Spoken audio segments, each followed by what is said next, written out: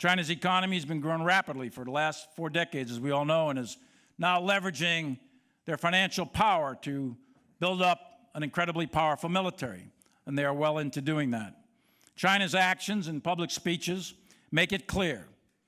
They're not ambiguous about it. China wants to be the regional hegemon in Asia within the next 10 years, and they want to exceed global U.S. military power by mid-century. The geostrategic history of this century will likely be determined by the United States-China relationship and whether it remains in competition or tips into great power war.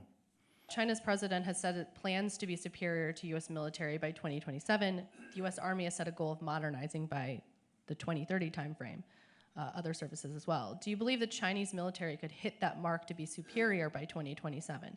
Is the U.S. running out of time to modernize? I do think that we have to go quickly. Running out of time, I think, is relative, but I think the United States military needs to accelerate our modernization. And it's not so much just the actual modernization, but it's the acceptance of the idea that future war, the fundamental character of war, is actually changing in really significant, radical ways that I tried to outline briefly in those remarks. And if we, the military, don't adapt ourselves, our doctrine, our tactics, our techniques, our leader development, our training and talent management, but also the weapon systems, if we don't do that, then we won't have a military that's capable of operating in that future operating environment. With respect to what you said about what President Xi said, I'll leave those statements on their own. He has stated publicly that he has challenged the People's Liberation Army to develop the military capability to unify Taiwan with China by 2027. He didn't say, I've decided to attack and invade. He said, you generals, you develop the capability to do that. We'll make the decision later, but he didn't say he would do that.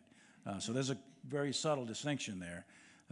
The decision-making process would still have to occur, and that's what I'm getting at with the idea of deterrence. You want to make sure that every single day President Xi wakes up and says, today is not that day, and that decision never comes, and that's the whole essence of deterrence. On aid to Ukraine/Taiwan, some lawmakers complain the extensive U.S. military aid to Ukraine is hurting U.S. efforts to supply Taiwan with the military systems that the military needs. What's your take on that? Are the two nations competing for the same systems and same weapons and systems? Yes and no, I suppose. No, because they both require, in some cases, different weapons. Yes, in the sense that there are some weapons that they both need and want, and you only have X amount, so you have to manage that and balance it and so on. And that work is being done.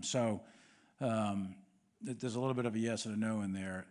It's not as clean cut as it's automatic competition and zero-sum game. It's not like that. And there are other allies and partners out there. It's not just the United States. There's many allies and partners out there that are willing to help Ukraine and others that are willing to help Taiwan.